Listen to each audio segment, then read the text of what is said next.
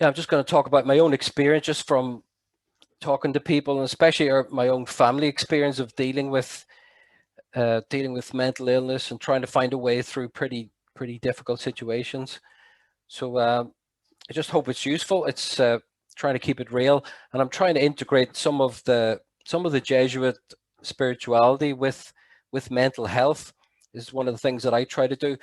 How to put in place kind of helpful practices and techniques and ways of praying that help you to stay in the right place and to keep on the road and to keep pointing towards the light.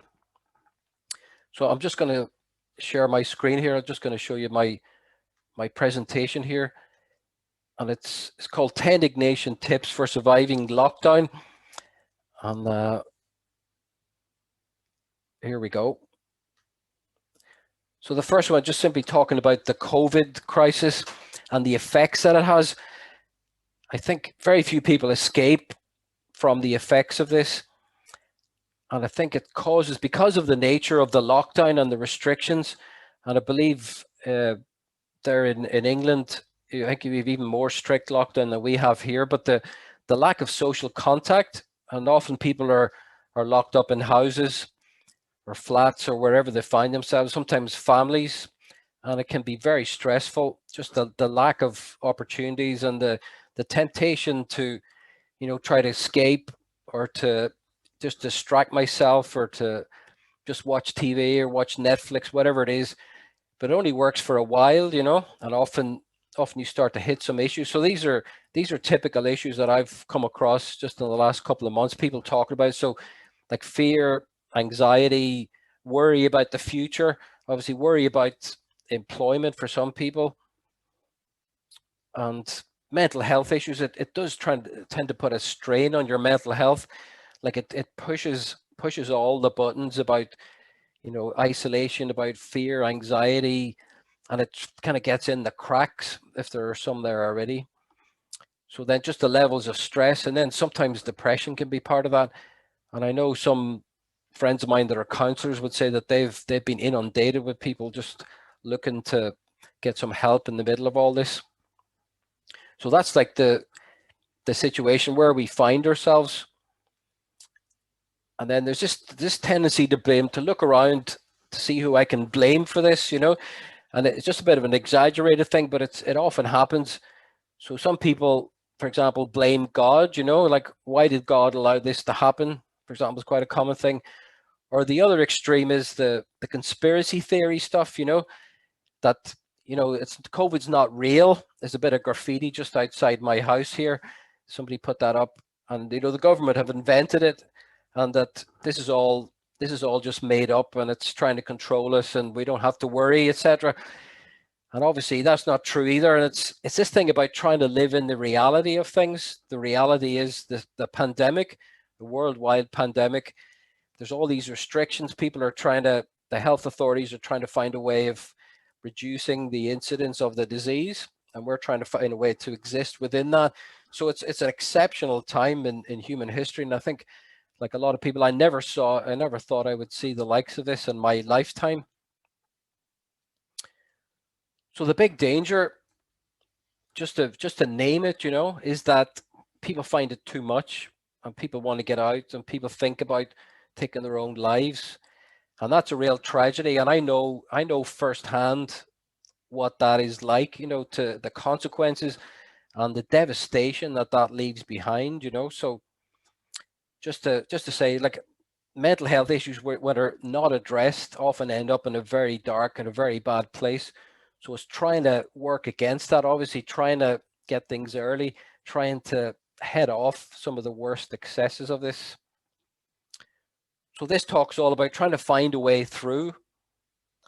And just to use a Camino metaphor, I'm going back to my other talk, but it's about trying to find a way through. It's a difficult situation, and there are huge pressures, and there are restrictions, etc. But there is always a way through. One of the key Ignatian concepts is that you always have a choice, and you always have a path through the difficulties, and it's trying to find what that way is. And often there are extremes. One extreme is, I stay in my house and I lock myself up and I don't do anything. I don't take any risks. That's one extreme, which is not helpful. The other extreme is, yes, I just go out and I don't worry and I don't take any precautions and I do whatever I like. In between the two extremes is the path. I try to keep to the regulations, the guidelines, and I try to keep myself healthy and sane and in good shape. So I try to find a way through the situation.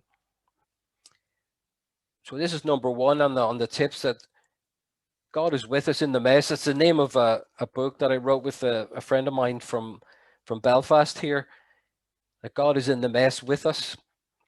And that can be difficult, because sometimes when things go wrong or when we hit a difficult time where the pressure goes on, where you feel that I'm having a terrible time, you tend to forget this, and we tend to think we're on our own.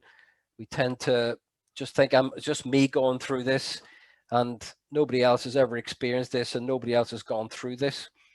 And obviously, it's not true. We're all in this together, and there is a way through it, and God is with us in the middle of that. Some of the signs, what that looks like, there has been some extraordinary solidarity in the middle of all this crisis. So just that sense of people getting to know their neighbors, people helping others out, people giving of themselves in terms of the NHS, the health professionals. I know my brother is a doctor actually on the COVID ward locally here, and just the level of commitment and the giving of himself, and they're short-staffed and people are going off sick, and it's enormous pressure. And these people that are on the front line, and often they're people that wouldn't have been that highly valued before, like cleaners and farmers and people that stock supermarket shelves, they're the real people that are suddenly at the center of this, and they're doing these heroic things in order for the rest of us to live. So there are good things happen in the midst of that. Number two, one of the key Ignatian concepts, there are two forces working on us at any time. And obviously we can't be naive. We can't think, well, it doesn't matter what I do, or I can just drift, I can let things go, or I can take a holiday from the rest of my life. The reality is there are always two forces, and one is for good and one is for bad. Obviously, one is for darkness and one is for light. So this is the one is from God. So turning to God, turning to the light. So some people here might not believe in God. So whatever word you want to find, turn to the divine, turn to the transcendent, turn to a higher power, turn to love, whatever that is. But there's one force that is working within us for good and towards the light, obviously. And there's another force working within us away from God and a turn towards the dark. And you can see the two pictures, they're almost identical, but one of them is focused outwards. See the first one? It's focused outwards and upwards, and the other is focused inwards and downwards. And you can see the two movements there. The same situation, the same difficulty, but looking in a different direction, I would call it. So number three, again, the heart of the Ignatian system, learning to discern. And the word discern simply means to separate out. So the image there uses the image of panning for gold. And in order to pan for gold, you fill your bowl or your basin with a mixture of gravel and pieces of gold, and you have to separate them. You have to shake that around, or you have a griddle or whatever it is, and you have to make the separation. So that's the key thing. You have to separate what is genuinely good and valuable and what is dross, and what do I have to throw away. So making that cut, making that separation is key here. And again, we can't be naive. Not everything is the same, and not everything leads towards the light, and some things leads towards the darkness. So let's be clear, let's be honest, let's be upfront about all of that. So these are the signs of God, or the signs of light, like an increase of faith, hope, and love. Obviously, anything that lifts me up, that buoys me, that gives me that hope. Hope is such a crucial commodity at these times, because despair often is just around the corner. So trying to keep hope alive and trying to keep believing in love, believe there is meaning in things. There's that word selfless there. Remember, I talked about people giving of themselves, even in the midst of the pandemic. The sense of community, the sense of being part of a wider body of people. I know on Facebook, there's been an extraordinary explosion of people looking to connect, looking to share with other people, looking to be in communication with other people. Just such an important part of who we are. So then that sense of connection, even with these restrictions, even with the social distancing, even with not being able to hug people, for example, there are still ways of connecting. And then finally at the bottom, just feeling consoled or uplifted. Anything that lifts me, anything that connects me to others, anything that turns me outwards. And then obviously the opposite, the signs of God's absence, a decrease of faith, hope, and love. So that would be where the despair comes in. To lose faith in myself, lose faith in others, lose faith in life, not to believe in love, not to have hope. And then also we have selfishness there in the sense of turning inwards. Obviously there is a sense in which we have to treat ourselves well, and that's not being selfish, right? So being selfish is a different thing. It's where I choose a smaller good instead of a greater good. And then there's a thing about being isolated. So instead of being connected, I can be isolated. And you can see how this works. The dynamic works in terms of being isolated, remove myself from others, getting into bad shape, and the cycle, the vicious cycle, which brings you down. And then finally feeling desolate or feeling empty. That there's a huge feeling component to this. The emotions that go with that. How things leave me, the after effects, the aftertaste of different experiences. So those are the two movements, one towards the light, one away from the light, and the different signs of what that looks like. I'm sure a lot of people here know exactly what I'm talking about. So number 4, the answer is within. The answer to trying to find out how I am, trying to find out what I need to do, trying to find out what I need to work on, trying to make the separation, make the cut between different types of experiences. The answer is within. Again, the key Ignatian concept. Just for a second, just to go talk about Ignatius of Loyola, who was a saint in the 16th century, and he was from the Basque Country in Spain. And the irony is, he was, before his conversion, he was quite proud and vain. You can see from this photograph, he was really concerned about his appearance and what he looked like, and he was dashing and he was aggressive, and he was all into his what he wore and what he looked like. And then he was injured in this battle in Pamplona. He had his leg shattered. One knee was completely shattered and the other was damaged, and he had to convalesce, and he had to be brought back home to his home in Loyola from Pamplona, brought back on a stretcher. His knee's completely busted. His whole dreams are gone. His dreams have been the great hero, the great chivalrous knight, and winning the hand of this lady, whatever. So he's laid up in bed and he's convalescing for months. And he noticed this thing. This is the whole Ignatian thing is built on this very simple insight that when he was convalescing, and he had 2 different types of daydreams. And one set of daydreams was about him being the hero, winning the hand of this lady, and all the great things that he would do himself. That's one set of daydreams. And the other set of daydreams was about him imitating the saints. And he was reading the life of Christ, and he was thinking about giving up all his possessions, going on the road, being a pilgrim, fasting, all this sort of stuff. And he noticed the difference was in the after effects, how it left him feeling afterwards.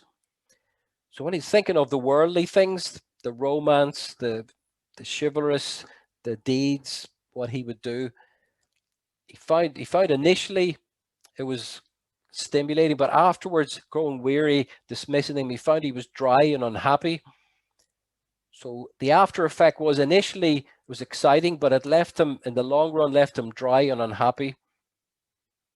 And then the opposite, when he thought of imitating the saints, he not only found consolation, but afterwards remained happy and joyful. So you see the difference, the two emotional states, dry and empty at one level, and then happy and joyful. So obviously what he discovered was that God was leading him in a particular direction with these inner movements, or the deeper emotions that were going on inside him. So eventually he was able to tune in, to find out what God was saying to him. And in Jesuit language, it's called desolation, is that moving away from God. These are technical terms, not the normal use of these words. So desolation means to move away from God, and consolation means to move towards God, move towards the light. So obviously they're two very different types of experiences. And again, he was making a separation. He was understanding that one of these was not good and not from God, and the other was from God. So following that simple system, he was able to change his life. He gave up all his possessions. He went on the road. He became a pilgrim, eventually set up the Jesuits, the Society of Jesus, and his life transformed radically. And he was living in the light, and he was helping other people to also discover the light. And he had a very rich and fulfilled and meaningful life, and in the service of others, certainly. So number 5, feelings are a double-edged sword. So this is one of the key things. Obviously, he was using feelings, but in a particular sense. So this is just an image about the surface feelings, which is where the water's all churned up, can be unpredictable and can mean different things. So sometimes, sometimes at a superficial level, I can feel disturbed, or I can feel, happy for a second, or feel attracted to something. But it's at the deeper level, down deeper in the water, there is calm and there is peace, and there are more substantial feelings. So there is a direction to feelings. There is a deeper sense of, this is genuinely good for me. This is leading me in the right direction. This is leading me towards the light. But the superficial feelings often get in the way, and sometimes if you just follow the superficial feelings, that it can get us into trouble. For example, I have a breakup with someone, I don't feel good, then I start to make bad decisions. Whereas at a deeper level, trying to put those immediate reactions to one side, I have to get in touch with, I'm a good person, I'm valuable, I can meet someone else. And we have to try to get into that deeper place. And that's where this thing about trying to get some distance on our feelings in order to not be at the mercy of our feelings. So I call this the gap, that there is a gap between me and my feelings. So for example, people often say, well, I am depressed. And what they mean is, I am experiencing depression at this moment, but you are not equal to your depression. For example, you're not equal to your feelings. There's more to you than just your feelings. There's many more dimensions to you. So trying to spot the gap, and this is a meditation technique as well. This is basic awareness, or mindfulness, as it's often called today. Just spotting that you are not your feelings, that there is a gap between you and your feelings. And the more you can sit back and watch them, and this Indian Jesuit, Anthony de Mello, talks about feelings are like clouds, the superficial feelings. They're like clouds going past, and you just watch them and you're aware of them, but you let them go. You don't get on the clouds, or you don't be pulled along with them. You try to have a secure position. You try to be in a stronger position. You try to live from the deeper feelings, the deeper sense of, again, I'm a good person. I have valuable things to say and do in my life. I deserve to be treated well. I deserve to treat others well. So noticing that gap, getting a bit of distance on our feelings, and trying to work with the positive elements of feelings, that at a deeper level, feelings can bring us to a good place. One of the Jesuit rules of thumb is, trust your feelings, but use your head. Trust your feelings, but use your head. So in the sense of don't be pulled all over the place by your surface feelings, but try to get into a deeper place. Try to trust that your feelings of consolation, for example, will bring you towards the light, will bring you towards a good place. And sometimes we can be in a difficult situation. For example, somebody that I love is in a difficult position. I have to stay up all night to be with them in hospital, for example. On the surface, that's costing me, and it's not easy, and I lose sleep, etc. But at a deeper level, I know out of love for this person, I know this is the right thing to do, and that's consolation, and that's trusting the deeper sense of and that's where God is. God is in the deeper feelings, and God is in that orientation to do the bigger thing, to do to make the better decision, to do the more loving action. So number 6, the key to this is reflection on experience. And you can see from this picture that as the car is going forward, the general picture in the background is blurred. And often we're going so fast and we're doing so many things that we can't quite see clearly. And it's only looking in the rear view mirror here, you can see things really clearly. And it's kind of like a paradox of human life, that we need to be able to stop. We need to get off the merry-go-round, to get out of the rat race. I remember I used to work in computers and software design, and the whole lifestyle was all, work, parties, flights, conferences, doing loads of stuff. And I remember being deeply unhappy in the middle of all that, which was desolation. And I remember I had a retreat. It was in the Isle of Wight down south. There was a Benedictine monastery, and that weekend, sitting out of the activity and getting in touch with myself, the deeper sense of myself, that's where I realized this lifestyle is not good for me. And also God is calling me to something else. There is something else going on in my experience. And that reflection, that couple of days out, the retreat, like an Ignatian retreat, a spiritual retreat, give me the time and the space to be able to see things a bit more clearly and to get in touch with the deeper feelings, the deeper orientations. So here's like the little model of how it works, what it looks like. So I have some kind of experience. So for example, I'm working in computers. I have the reflection on the experience, which is the looking back. I try to see things a bit more clearly. I can see the desolation, for example, from working in computers, and I can realize in order to get into consolation, I need to make a decision. And then looking forward, it allows me to make better decisions. So I look back in order to look forward. So reflection is not just about the past and what's happened. It's about moving forward. Ultimately, it's about making good decisions and moving forward and trying to get in touch with what's really going on, get in touch with myself, and get in touch with what God wants for me, because that's where the light is, that's where the peace is, and that's where the happiness is ultimately. So this is what it looks like, just to try to capture that sense of reflection. It's a sense in which I have my own space. I have my own sense of trying to protect myself. I have my own sense of this is where I can see and think clearly. And I notice often nowadays people are doing so much and are so busy, and there's so little space. There's so little space where I can really be myself and I can reflect. And I have a blog post that I wrote about a coffee house as a place of reflection. So just simply going somewhere on your own.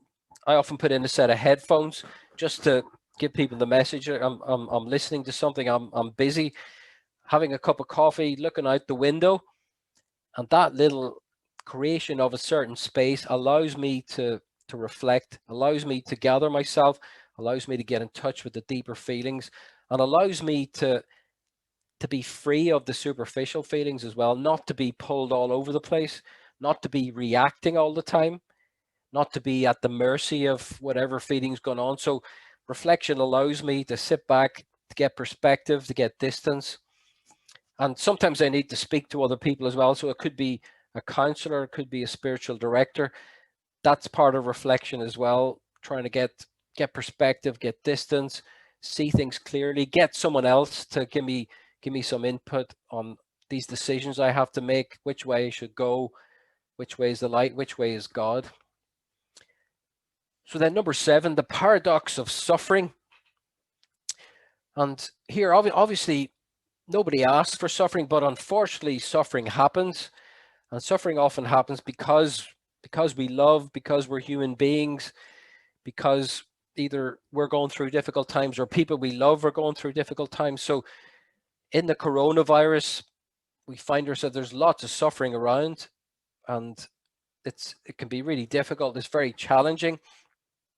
And like I said earlier, one of the difficult things to remember is that God is closest to us when you least feel it. And this picture is this famous story about the footprints in the sand. This person is walking across a beach, and during the most difficult times of their lives, I'm thinking about when my brother died, for example, one of the most difficult times of my life. And I'm thinking, where were you, God, in the middle of all that? And in the story, God says to the person looking back on the beach and the one set of footprints, God says, that's when I carried you. You didn't realize it at the time, you weren't aware of it, but I was carrying you. And those footprints are my footprints when I'm carrying you across the beach. So that sense of being carried, that God being close to us.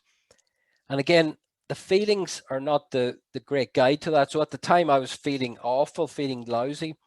But looking back, I can see really clearly that God was with me. I was able to get help. I was in a suicide support group. I was able to get counseling. I was able to work my way through that. And it was a life-changing experience. And the Camino de Santiago was one of the central aspects of that, because that pilgrimage on its own really saved me, helped me to process everything, give me this crucial month of reflection, allowed me to work through the experience, got me in touch with the deeper feelings, gave me the way through the experience. Had a very cathartic experience right at the end of the Camino in Finisterre. And a lot of that was just to do with discernment, trying to figure out what should I do. And the Camino just popped into my head when I was reflecting. And I had no doubt that God was inviting me to do that, that was going to be helpful for me. So this is why suffering is so paradoxical, and this is the deeper meaning of it. So Jesus says, his darkest hour on the cross, he says, "My God, why have you forsaken me?" He's quoting a psalm, but these are shocking words, These are really shocking words when you think of it. Jesus himself, who was God, was feeling abandoned, right? He had and again, this is the apparent situation. He was apparently feeling like this. It appeared to be the case that God had forsaken him. And we know from the story, which we know really well, that was the moment the whole story turned around. And this was actually a prayer. This is Jesus being able to pray through the darkness. This is Jesus using the Psalms of the Old Testament in order to keep faithful to his mission, in order to not be pulled apart by the feelings, the anger, the agony he was feeling, but to keep on track, in order to come through to the light and come through to the resurrection. So number 8, then, trying to sum up what that means. Number 8 means to act against negativity. And this is really difficult when you don't feel like it, when you're in a hole, when you're feeling awful, when you're feeling depressed or whatever. To act against the negativity, to do the opposite of what you feel, is really difficult. But this is one of the key Ignatian Jesuit rules, that you have to act against those forces which are trying to keep you down, which are trying to keep you in depression, which are isolating you. Remember, isolating you, turning you away from God, turning you away from others, turning you away from the light. Those are really negative, heavy, difficult things, and you have to act against them. And you have to find ways of turning that around. You have to find ways of getting help. This is not easy. I've been here myself, and I know how difficult this is, but this saved my life, I think, as well as, I know a lot of people that use this. So asking for help when you don't feel like it is the key thing. Asking for help and reconnecting, making that crucial connection, admitting that you're having difficulty. This is really difficult for guys, especially when I'm in a really difficult position. And I often say to people, the greatest wisdom is knowing when to ask for help. I mean, it sounds so obvious, so easy, you know, but remember my brother who died, he never asked for help, and it was offered to him, and he had all these people around him. I often say that he drowned in a pool full of lifeguards, to use that metaphor. There was all this help around him, but he never sought the help. He never took the opportunities. He just kept going down one road, you know. So my motto was, I'm going to do the opposite. I'm going to ask for all the help that I need.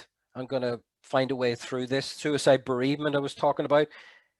I'm going to ask for help. I'm going to join a group. I'm going to do constructive things in order to break the cycle, you know, in order to do something constructive, in order to deal with the issue.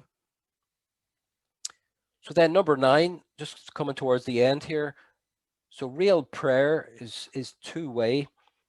And what I mean by prayer is not just simply saying your prayers, saying a formula, whatever. What I mean by prayer is getting in touch with what's really going on and finding a way of expressing that to God, who is light and who is compassion and who is love. Finding a way of connecting to God and finding a way of putting that into some kind of words or dialogue or conversation. And again, this is not easy. And this is the prayer of the dark night. This is the prayer of anguish. This is the prayer of the cross. This is the prayer of suffering sometimes. And again, the Psalms can be really helpful here, because the Psalms are full of anguish, you know, and difficulty, and people in holes, etc. I know Bono from U2 says that the Psalms are like the blues. If you think about scripture as music, the Psalms are like the blues, because they're the real difficult, hard times and people trying to find a way through it. And I find that helpful, because the blues is a way of expressing yourself. It's a way of tuning in. It's a way of getting through difficult times. So then just this image, if it's helpful, tuning into God. Remember I was saying God is always with us, even in the difficulty, in the darkness. So the signal is always there. The transmitter, if you like, is God. The signal is always being transmitted, and we're the receiver, but sometimes we're not tuned in. Sometimes we're not picking up the signal. Sometimes we drifted a bit off course, and we need to come back on course, and we need to pick up that kind of crucial life-giving signal. We need to get back on track. And obviously also we are a transmitter as well. It's a two-way conversation. So we need to make sure that that equipment is operating, that we're in dialogue, we're in communication, and that we're praying with the real stuff, you know. We're getting in touch with what's really going on, getting in touch with the deeper feelings, getting in touch with what do I need to work on, what do I need to resolve. I call it praying with the problem, you know, not avoiding it or not spiritualizing it is a very common trap, which is, you know, spiritualizing where I say, you know, God, fix this for me, please, as if it was something external and something magical is going to happen. Whereas real prayer is, I'm in a real hole here. God, you're going to have to help me. You're going to have to weigh in. I need help here desperately. There's a dialogue, there's an immediacy, there's an urgency, and there's a real conversation that goes on. And sometimes you have to get mad with God, and sometimes you have to have it out, and sometimes you have to shout and scream if that's what it takes. So number 10, the last one, you have a choice about how you live this crisis. You always have a choice. My brother had a choice. You know, I have a choice. Everybody has a choice. And one of the ways that we call the bad spirit or the spirit of negativity works is to tell you that you don't have a choice, to try to make you believe that you have no choices, that there is no hope, there's no way out of this, it's only despair. It's just not true. You always have a choice, and that is so life-giving, and it's so empowering, you know. You always have a choice. There's always something you can do, and there's always a path.